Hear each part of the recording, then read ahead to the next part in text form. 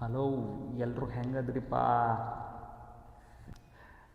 ನಿಮ್ಮೆಲ್ಲರಿಗೂ ಗೊತ್ತಿರೋ ಹಾಗೆ ಸುನೀತಾ ವಿಲಿಯಮ್ಸ್ ರೆಕಾರ್ಡ್ ಮಾಡ್ಯಾರ. ಆ್ಯಂಡ್ ಕಲ್ಪನಾ ಚಾವ್ಲಾ ಆದಮೇಲೆ ಇವರ ಹೋಗಿದ್ದು ಗಗನಯಾತ್ರೆ ಅಂತಲೇ ಕರೀತಾರೆ. ಈಕೆಗೆ 321 ದಿನ ಬಾಹ್ಯಾಕಾಶದಲ್ಲಿ ಅಷ್ಟು ದಿನ ಇರೋದಂದರೆ ಇಟ್ಸ್ ನಾಟ್ ಪಾಸಿಬಲ್. ಓಕೆ, ತುಂಬ ಕಷ್ಟ ಐತಿ. ಆದರೂ ಅವರು ರೆಕಾರ್ಡ್ ಮಾಡ್ಯಾರ.